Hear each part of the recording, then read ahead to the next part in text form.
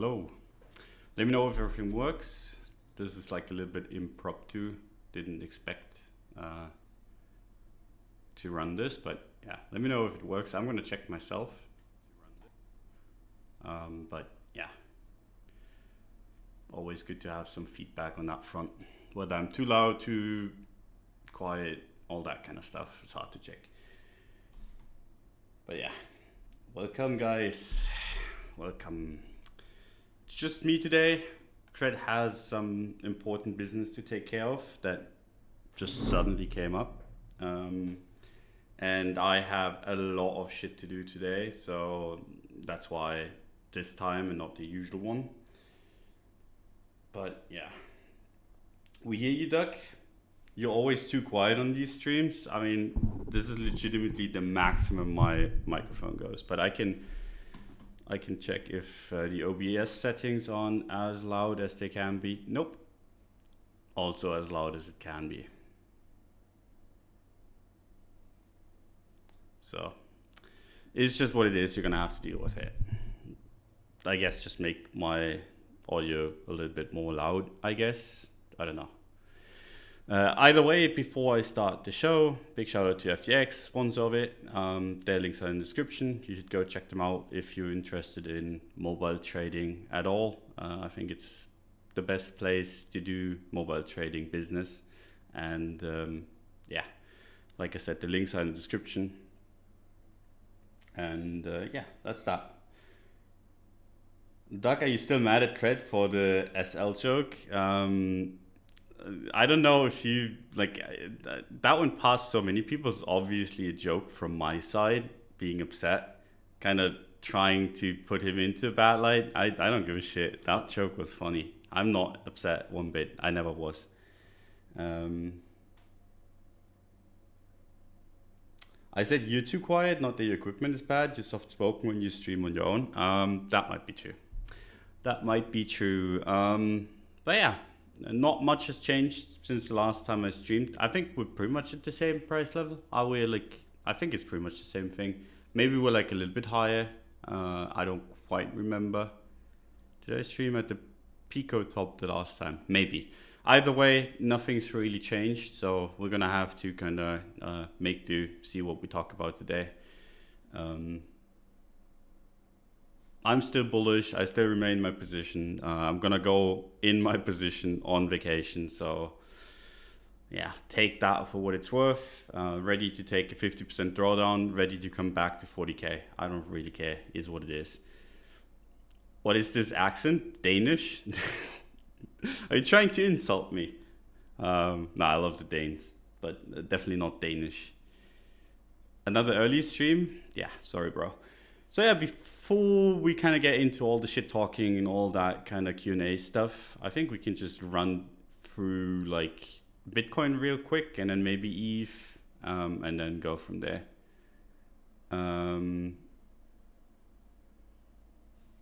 Yeah. High time frame wise, the monthly still hasn't changed, right? It's kind of funny because I've seen a lot of people kind of not expect this bounce. But the thing is, you would always, like just looking at this chart, you would always expect some sort of bounce. It's just more of the question, is it going to be sustained or not? And that is harder to answer. We're pretty far from monthly support. We're pretty far from monthly resistance. So like the monthly doesn't really help. It's in the middle of nowhere. But the weekly has been pretty excellent. Helped us kind of call this breakdown, right? I was positioning myself, hoped for a reclaim. We retested it. The reclaim didn't work. I got out and we dumped two shits, right? And then we just went to the next support level, tried again. And that time it worked so far anyway. So yeah, we bounced from support. What now? For me, I could honestly see this go sideways for a while. And that's just going to be boring, but I don't mind because I'm not going to be seeing it because I'm going to be gone. So, I mean, if I come back to 23.5K, I'm down for it in 6 weeks.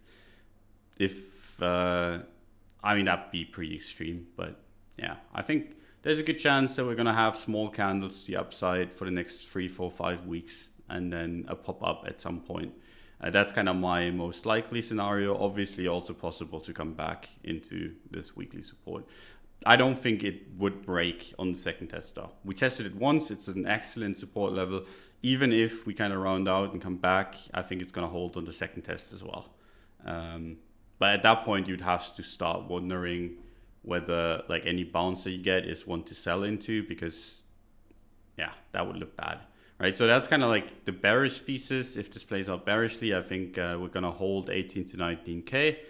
If we're playing out bullishly, it's more like slow crawl up into resistance, into like a liquidation through resistance would make a lot of sense to me. Those are the two most likely outcomes. So yeah, that's the high time frames. The low time frames, we've had a little bit of pullback yesterday and the day before, straight into support. I actually, like, I've seen a lot of people be like super excited about it. I don't like it too much. This is like, this is a breakout, and it's a breakout retest, but usually the breakouts that don't retest are the stronger ones, right? As in the ones that just never look back. They break out and then they just run. But we've seen some, like for example here, that was aided by Sailor buying, some where it retests and it just giga goes. But yeah, I don't necessarily like the ones that immediately come back to support. And this did that, right? So like that's more of like a neutral to bearish sign to me, other than like I've seen a bunch of people like, okay, it's retested, now it's gonna go up. But given that the weekly is still really strong, I'm not too worried, and I'm still on the bullish side of things. The daily time frame has been super choppy. I mean, we've seen this level, right? A bunch of you have been following this level. It chopped through twice before acting as support and then going. So yeah, the daily's not been the most clear, but yeah, so far so good. Breakout into like a little bit of a pullback into a green candle. Not the worst thing in the world. That giga bullish, leaving positions open, normally something you don't do. Yeah, but I mean, these are spot positions, and they're spot positions at like the highest high time frame level and the best high time frame level that we have on the entire chart. Like there's a big difference, right? If I bought 30K and then just went on vacation for 6 weeks, I probably wouldn't do that. But 20K is pretty obvious as a buy, so I think that's gonna stand for a while. So I'm not too worried, and I'd be much more worried going for vacation for 6 weeks, not having a position, because then I'd come back and I could see price be at 40K, and then I'm just shit out of luck, right? So I'd much rather take the risk of it trading at 14K, which is just a little bit below my entry. I mean, it's obviously a lot, but it's not as bad as me missing out the move to 40K from the most obvious support level. So yeah. Don, are you taking credit along with you on your vacation? No. No. I mean, I've asked him to go on vacations together, but he never wants to. He's always like, I do not want to get involved in your life because it's too crazy. I don't feel like my life's too crazy, but yeah, I don't know. I just do like fun stuff, right? Like someone comes to me and is like, hey, let's jump from an airplane. I'm like, fuck yeah, let's do it. And he wants to live his life and not be involved in that kind of crap. But I don't know. Is what it is. Are you going to visit Ledger? No. I'm just going to be on my own, nothing to do with crypto. Or like not on my own, probably with my girlfriend, but yeah. I wouldn't want to be with you as well, fucking hell. You guys are so mean. I'm a nice guy, I think. But then again, like everyone that says he's a nice guy is probably not a nice guy, so maybe I'm not a nice guy. How does it feel to win against all the Twitter labs? I mean, I haven't won so far. I'm going to be seeing whether I've won or not when I come back, right? Because if I come back and it's 40K, I've won. Saddest part is that everyone will have forgotten about my bottom buys because I just haven't cloud tweeted at that point, right? So 6 weeks is enough for Twitter to kind of move on. So yeah, and if it dumps to shit, I'm gonna just come back to insults, which yeah, it's gonna be fun. So yeah, is what it is. We're gonna see how it goes. But yeah, lower time frames still okay for on the Bitcoin side of things. And then if you go to ETH, that looks excellent, right? And this is really, really interesting because like these kind of pullbacks, this is what you wanna be seeing. You have like a tiny pullback that immediately gets engulfed and then it just keeps on running. That's like incredibly, incredibly good. We're starting to approach resistance though. And that's where you have to start being careful, right? 1.7K, 1.8K. I could see a pullback there, but only on the lower time frames. I don't really see this turning around too quickly. Like I could see it do something like this, but then I think I'd come back to like 1.7, 1.8K from after my vacation, right? So in like 4 or 6 weeks. So yeah, I think ETH looks excellent, both on the weekly and on the monthly. You look at the monthly, it's just like, okay, how the fuck did I not buy this? The answer is you look at this and you're like, oh, this is bad, but it's okay. Then you have like the next candle, and then you have this, and you're like, ah, shit, I do not want to be buying this. This looks like it's going to zero, right? And then obviously, how it always goes, it closes at support and then just giga rallies. So yeah, this is like one of these times, and you can see this better on ETH than you can see it on Bitcoin, where the really, really support, like the really, really obvious support level just did its job and people were too afraid to take it. And I mean, you kind of have to take these trades. If you don't take these trades, what kind of trades are you going to take, right? Because this was pretty much full-blown capitulation into support level right before the merge. I mean, that doesn't get better than that, right? You have the capitulation part, you have a massive move from all-time high all the way to support, and then you have the merge narrative coming up. I mean, that's just, it doesn't get better. So yeah, it's bounced from support all the way to near resistance. That said, like on the higher time frames, this can still, like if it closes like this, like it's looking right now, I think even if it's bearish, it would do like a month like this, and then it would do like a smaller month like that, basically run into that resistance and then come back down again. So I think there's plenty of time for ETH to kind of still come up and go. I'm more than happy to just give it some time. This reaction is everything I wanted to see, pretty much almost doubled after hitting support. So, I mean, yeah.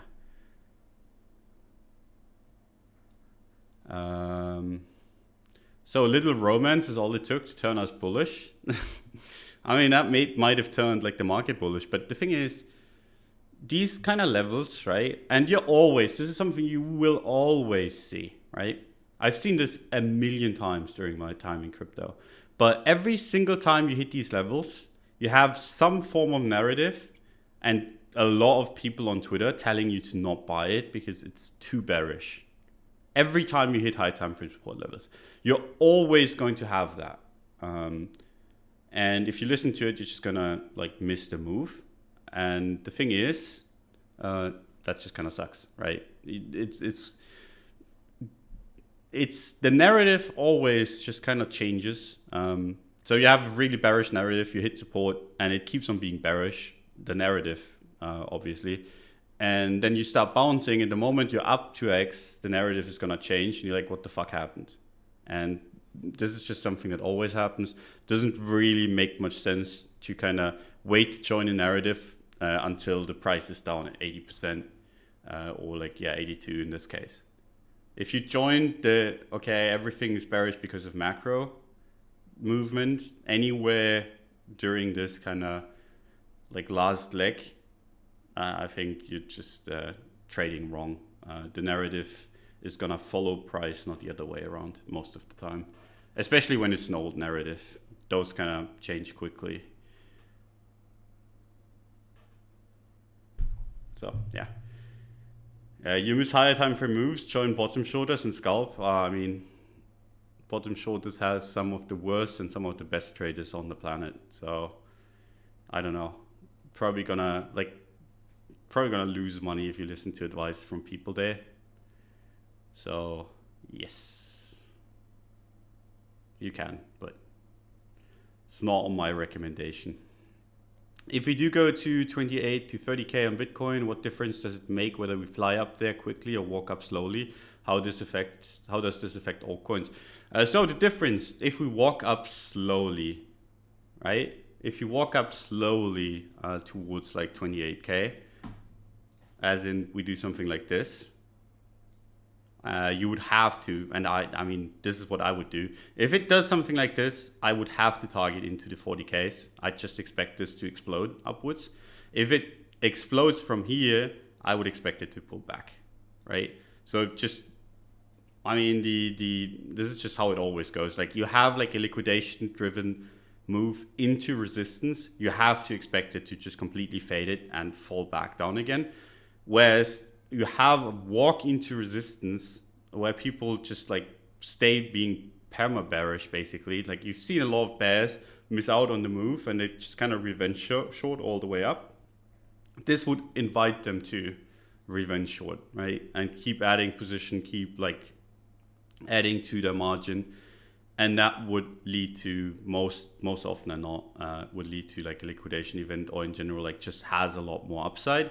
Whereas like if it just liquidates people from here, you would probably see like a significant pullback. So that's like the first difference. Now, if we walk up, it's probably gonna be easier for altcoins to stay afloat with Bitcoin. They usually start kind of falling behind once Bitcoin actually like really goes. But in both cases, I think there's a chance that altcoin pairs are gonna be suffering a little bit until Bitcoin stops.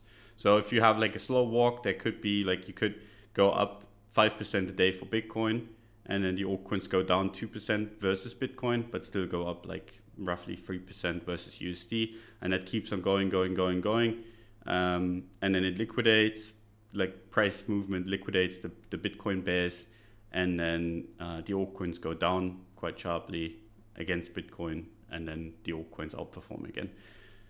And the other way around is if you just instantly liquidate people, the altcoins are probably not going to be able to keep track, go down a little, and then wait for Bitcoin to chill and then come back up. So depends.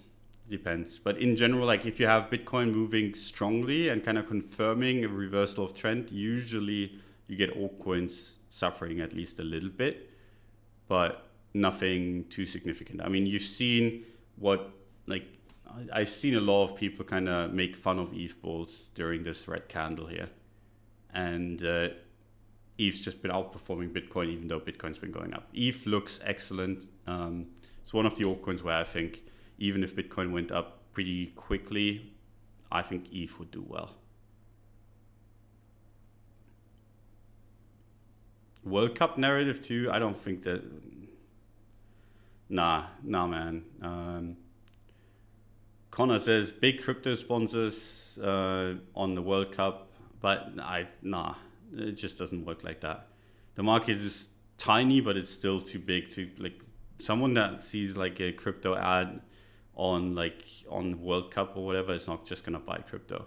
What these kind of ads do is they make it obvious to people that there exists something like crypto and kind of gets them familiar with the name. And then the more often they hear it, at some point they're just gonna buy it, right? So basically what these kind of ads do is they prepare fuel.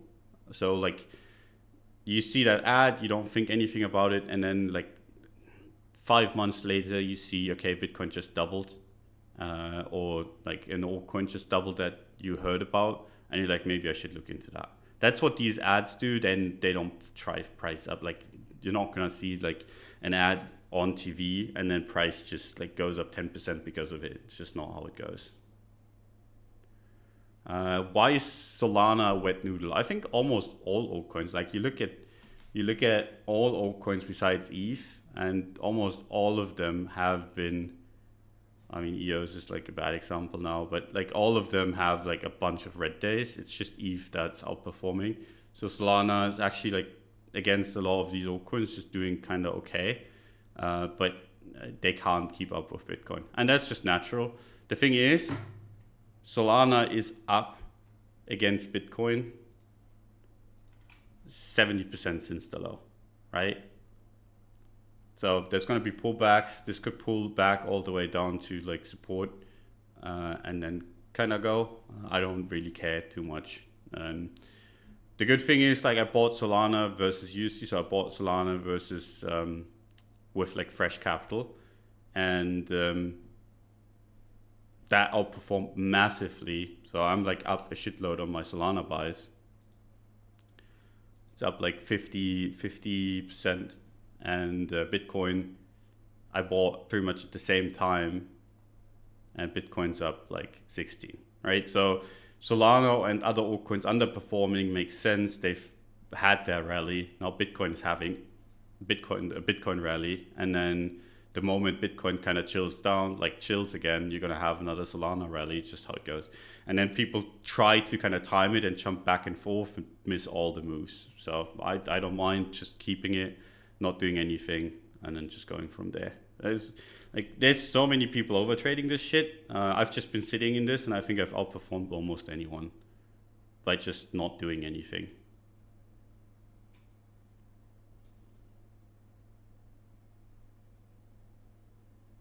Don went and bought a Bored Ape and got a girlfriend. What is this timeline? I thought you're supposed to do that at the top. Oh yeah, I mean the Bored Ape is actually doing well. Like a bunch of my NFTs aren't doing as well. They're not able to keep up with ETH. Like they're up a shitload in USD, but they're not able to keep up with ETH. But my Bored Ape is up both in ETH and in like, it's worth more ETH now, and ETH is worth 60% more than when I bought ETH. So that is pretty nice. So like the Bored Ape stuff doing okay. The other NFT stuff is doing whatever. I don't really care about the NFT side of things. It's more fun than anything else for me.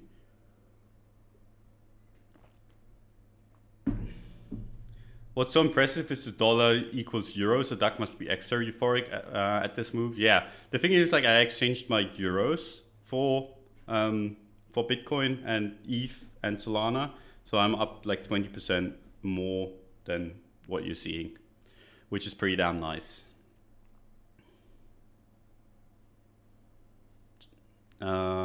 Just going to forget about the underwater buys and late sells. No worries, mate. I don't know what exactly you're talking about. I mean, I've said multiple times that I bought 22 and 18, basically. Those are my two buys from Bitcoin. So pretty much put in equal amounts, so averages out to 20K, which is pretty neat. I can say like my average is 20K, which is exactly what I wanted to buy in the first place. In the gym, listening to your podcast, always get good vibes around, irrespective of wherever crypto's going. Nice, man. Appreciate it. So yeah, that's Bitcoin. We talked about ETH. ETH BTC looks excellent still. I don't mind it one bit. If it actually closes above weekly resistance, just full fucking send it. I'm down. I'm down for it. Don't really see a good reason for this to not break the range to the upside. And that's gonna be, even if Bitcoin is gonna behave like a piece of shit, if this breaks the range to the upside, that's gonna be 30-40% move. And 30% or 40% from where ETH is right now is actually quite high, right? So you're looking at the 2K range again, which puts it like down 50% from all-time high, which makes that pretty damn attractive, right? It's kind of funny, ETH always does this, just goes down only, and then just giga moons, and people are surprised every time. Especially on this move where you have like a really clear narrative that's gonna play out. Hey Dawn, what do you think of Michael Poppy? Whatever. I don't even know the guy. I don't really. The thing that I can say, like, and I mean this might be applying to me as well, but every single one, like crypto YouTuber or whatever that I've looked at and listened to, I just kind of like cringe and like, what the fuck is this shitty advice? this just completely sucks. How can anyone listen to this? So maybe that's me as well. I don't know. I don't really listen to myself. I prefer not to, so I don't know. But yeah, most other people, I don't know. I don't really care about what they do. I just care about what I do.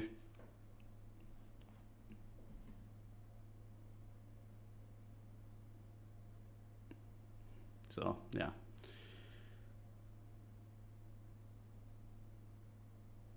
Don, when is a good time to add to an ETH position? I mean, I went as deep as I'm ever gonna go. I'm not gonna add at all. If you wanna add, I mean, 1.3K maybe, but I don't like it too much. That's the thing, right? Like, I like ETH when it's cheap. I like to buy it low.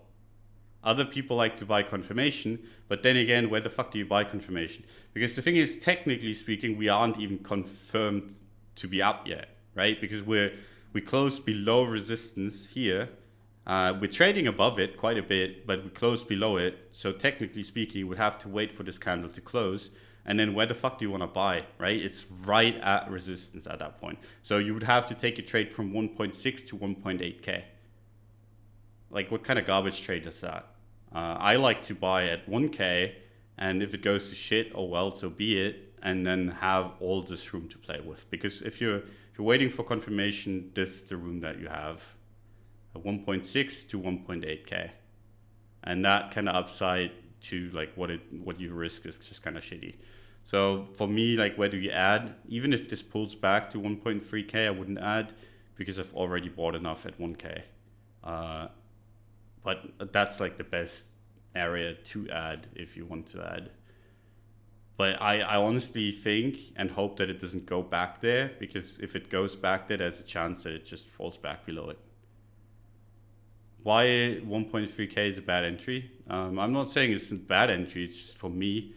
I mean, 1.3K is the only one that I could think of, but then you have this trade going, right? You take 1.3K, you have your low here, and that's your target. And that's, I mean, you can see why, like, I'm not too impressed. Whereas my trade is basically from 1K, and I had like a soft stop loss basically all the way down here, and my target is basically either here up at 2.5 or at 1.8K, and I can see both of those trades being nice. Right, so it's like there's a big difference between the two. I like to kind of just jump in when it looks really shit, because then you have a much better risk reward. The kind of confirmation trading isn't for me.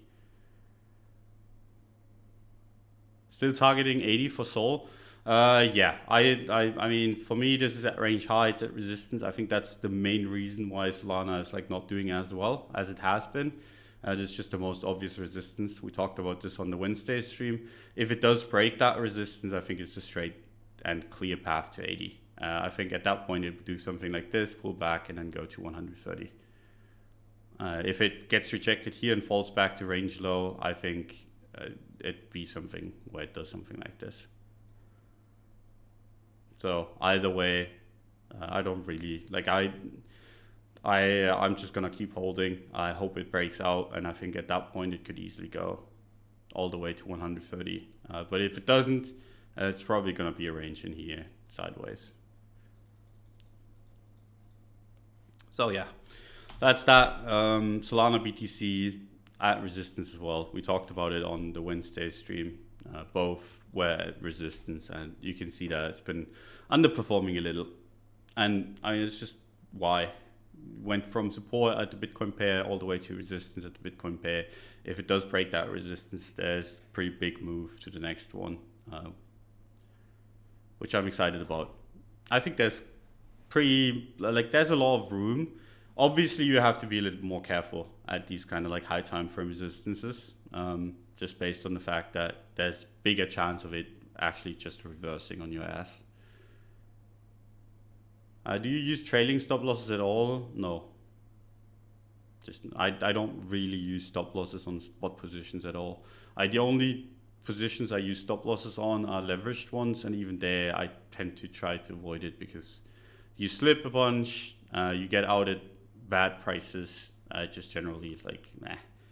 I do recommend most people, or like if you like trade on leverage, you should be using stop losses. But for me, it's not like, it's not what I use much, not anymore. How do you delete drawings from keyboard? What do you mean? Like you just click on it and then you press delete, and then it's gone. So, I mean, that's pretty straightforward.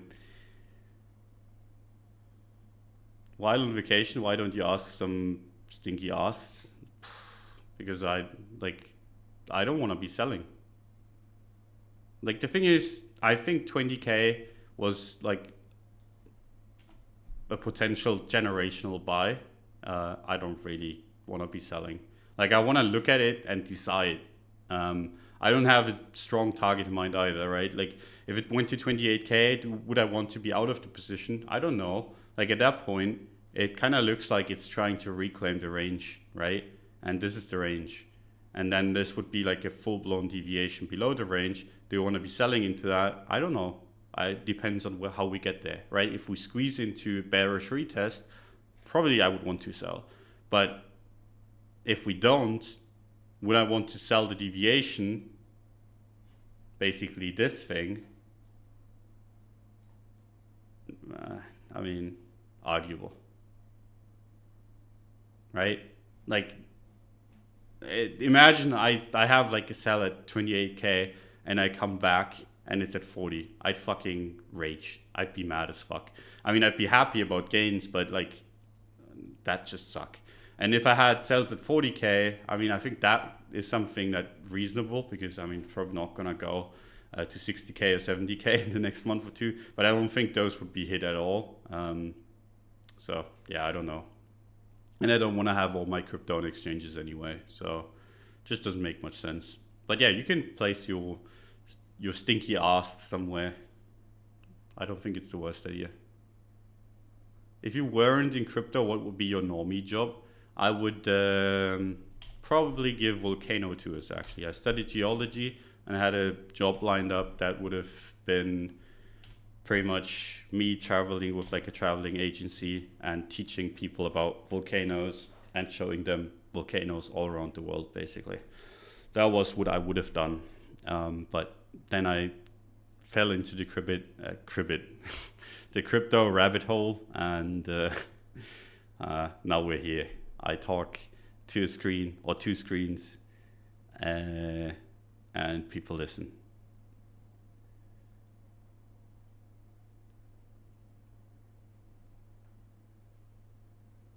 Volcano stream, tell us all about it. Nah, man. Maybe at some point, but I don't really like.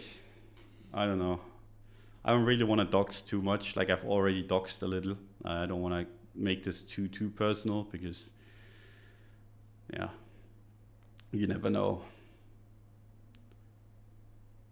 Don, how much will you sell your ETH for? It depends. It depends. My like hard exit would be at 2.7 to 3K. Like I'd be down to sell everything at 3K. Until then, I have no fucking idea. I don't want to be selling at 1.8K. I don't really care that its resistance looks pretty good. Looks like a bottom to me. We have a good narrative going, and I'm gonna be back in time for September, which is where the merge is supposed to be. So I come back and I see price near where I want to sell. I'm probably gonna sell.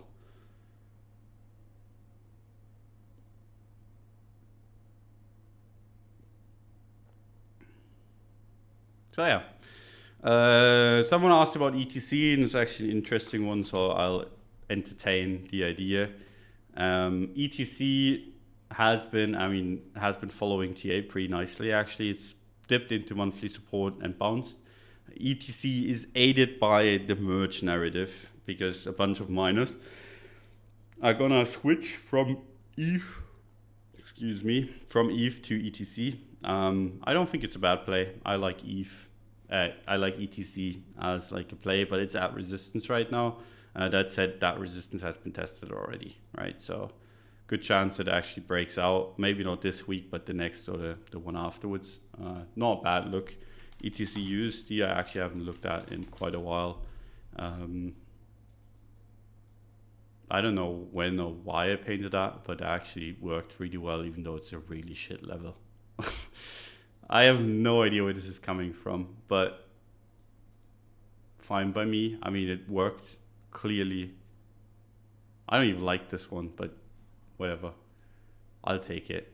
Yeah, ETC USD is just garbage chart. Wouldn't want to do anything with that. Maybe ETC ETH. So this chart. Yeah, it doesn't look bad even against ETH, I think. Just and that's really cool given that ETH has been outperforming. So you have like your support here, right? Retested that support. It's been walking upwards slowly. Those kind of walk-ups I actually like, as long as it can kind of hold this diagonal. If you have like a position, I just hold it. So I could do something like this and then pop. Even against ETH. Looks bullish against ETH. There's only one bidder for ETC though, not two. A lot of people are playing that narrative. I know a bunch of people that actually are. Will you keep trading as a hobby if ETH hits 3K and you've made it? I mean, I've kind of already made it. Like, I've made it already. I don't need more money. It's more like it's fun, right? Like my needs are pretty limited and I've got more than enough to meet them. So yeah, I will probably, like, me winning this trade or losing this trade, I don't know, makes a marginal difference. So yeah, I will probably, but I want to take like longer off because I have like some bigger projects planned. I want to like kind of walk the earth now, but walk from country to country, walk or like bike through like the entirety, like all the way from west to east, something like that, which would take like a year or something. So I could see myself take off in like relatively close-ish, like next year or something like that. I'm not gonna be around forever, but I'm gonna be around for a little bit longer. Don, how many trades do you get per week and per month on just Bitcoin on your time frames? And what are your time frames? I'm asking this question to see if I'm overtrading since I try to trade like you. I mean, the thing is, right?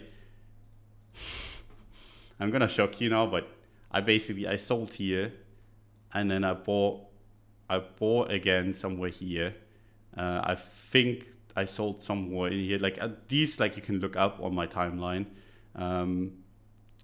And I think I traded somewhere in there again. So like, it's like one trade. I sold here, bought here, sold there. Like, so it's like one or two trades. And then I bought once here and sold in the same area and I bought here. So like you can count that. It's been since beginning of the year on Bitcoin, it's been like it's been 3 trades, I think, 3 or 4 at the most. I dialed it, like I have it all on my Twitter profile. Haven't taken more trades than that on Bitcoin anyway. So yeah, 3 to 4 maybe this year.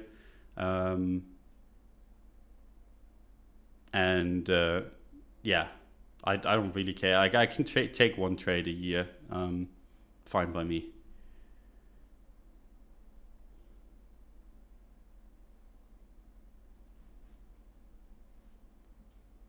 Don, how many trades? I've already read that. So like, yeah, 3 or 4 is the answer to that question. What will we do without your alpha, Don? I mean, you're gonna be just fine. The thing is, you gotta learn. And I explained a lot of what I do, not everything, but a lot of what I do. And then you can just go from there, right? It's not like I mean, you've had 5 years to learn from me. If you've been listening, you should be able to kind of do what I'm doing pretty closely.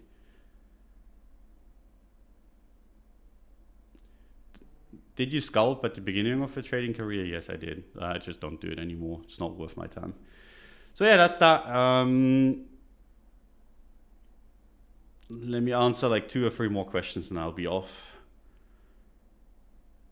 Duck, you won't look at the prices at all during your vacation. I will try not to. I'm not entirely sure if I'll be able to stick with it, but I'll try not to. How do you size your trades, Don, if you don't trade that much? I mean, just the normal way. Then again, like I risked a lot. I risked a lot at 20K, so that was big size. Both Bitcoin, ETH, Solana, all of it, pretty big.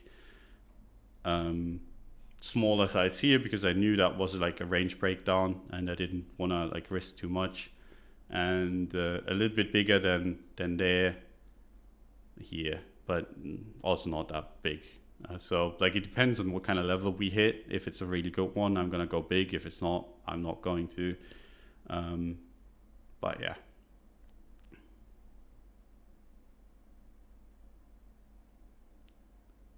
One more bull market, then we retire. Everyone has said that. Everyone that I know that has made it or like has come too close to it has said the exact same thing, and people just stick around. And it's gonna be the same for me as well. I'm probably gonna be around for like the next 20 years. But I would like not to be, honestly. I think working with finances and working with stuff that's just about money is just not gonna make you happy in the long run. Where are you off to for holiday? Not entirely clear yet. It's gonna be a little bit of Germany, a little bit of France, a little bit of maybe surfing somewhere. Are you minting Wasi worse? I would if I could. I'm not gonna be around. How long have you been in crypto? So the first time I bought was down at like somewhere between 200 and 400. I don't know exactly. I still have the exchange logs from then, but I would have to look it up. I bought Bitcoin and traded it into Doge at the time, and then basically let it run. And Bitcoin went up a shitload. Doge went up against Bitcoin. Made a bunch of money on that, and then just went basically. I was like, it was trading at like 1K or something. I was like, holy shit! I want to make this into like a way for me to make money long term. So I just kind of like. Went hard at it and then went full time at 2K or thereabouts, and then went all the way to 20K. I pretty much nailed the top on this one, so got to keep all of my bull market gains and had some nice shorts, which kind of made me not go desperate during the bear market, and then bought big time down here. And that's what kind of made my career. Everything else just a bonus. But I played like my first, like my time during 2000, like I had like a really good entry, and then I compounded a lot during the move up, and yeah, that made my career. Everything else is just like me making a little bit here and there, but that was like pretty nice. That was like my first full trading year. Was basically like buying really cheap, taking it all the way up, and then nailing the top. And yeah, I've had like a few good trades, a few bad trades along the way, but yeah, that's my history. And the thing is, actually, the first time I wanted to buy Bitcoin was and you can't even see this on that chart, you can see it on this one. Was at $1, so you can't even see it on the Bitstamp chart. I actually, like, my brother is an IT guy, and he told me about internet money and about Bitcoin, and that you could buy drugs with it when we were like pretty young still. And he wanted to buy, kind of told me like, do you want to buy some as well? I said, yeah, sure, let's. And we both wanted to put in 50 euros at the time, which would have been 50 Bitcoin each.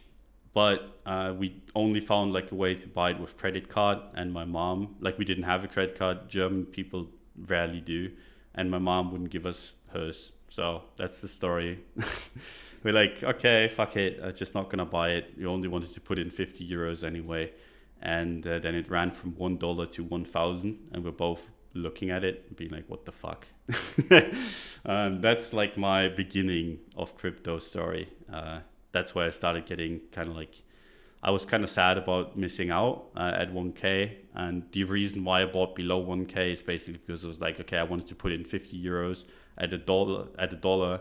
Now it's like retraced a lot of the $1 to 1K move. So I want to get some, even though I can't like get as much as I would have had back then. And then, yeah, just went from there. How did you manage to trade that well for your first cycle? Did you read any book or followed any course about trading? No, I've always been good about reading emotions, I feel like, and it got too crazy for me. Like I realized that was way too insane. And I kind of got involved in a lot of discords, a lot of telegrams, and like just lived crypto. Like I was at the screens for 18 hours a day, slept for 6, and then I was at the screens again for more than a year. And so I could kind of feel that I was getting stupid and just kind of took advantage of that. But I would attribute a lot of what I did back then to luck as well. So it's a mixture of luck and timing and a little bit of skill.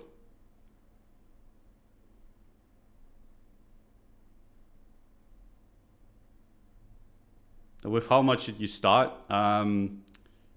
So I started with, I think, like 200 something dollars. Bought that at the Bitcoin low, put it into Dogecoin, turned that into whatever. I don't know how much that was again. I think it was like 5 or 6 figures. And then traded with like high 5 or 6 figures and then traded with that. So I never actually put more like real life money in it. It's low 3 figures is what I started trading with. I never put in more of my own money. I actually like a little bit more. I put in like $1,000 at some point. I think at like 1K or something, I added $1,000 of like real life money to it, but never put in more than that. So my total investment in crypto is like, without any crypto gains, is like 1K, 1.2K ish. Yeah, was a pretty good run all in all. So yeah, you can make it in crypto with low investments. Just gotta be a little bit careful and don't get too overly excited and don't get too doomerish, because at the end of the day, you look at this chart, you turn off log, or you turn on log, because fucking hell, this is hideous actually. But this is the direction this is going, right? It's pretty clear. You don't have to be like a rocket scientist to kind of understand. So yeah, I think that's more than plenty. Ending with my history, fair enough. Might bore some people, might not, might be interesting. I have no idea. Always spot, or did you ever degen level? I traded a lot of leverage during 2018. It's the only way to really short, so I did a lot of that. Don, have you already put up a sell TP and went on vacation? No, I have not put on like a take profit order, but I'm in the midst of like packing right now. The only reason why I'm streaming is because Cred can't. So yeah, there you go. I think that's plenty. Really appreciate you guys coming by. Appreciate the sponsor of the show, which is FTX. Their links are in the description. Go check them out. Yeah, have a really nice rest of the week. I'm gonna be around for weekly open on Monday, probably. I can't promise, but I will probably be. And I will be around for Wednesday. Anything past that, I can't promise. But yeah, we'll just see how it goes. Love you guys. Bye bye.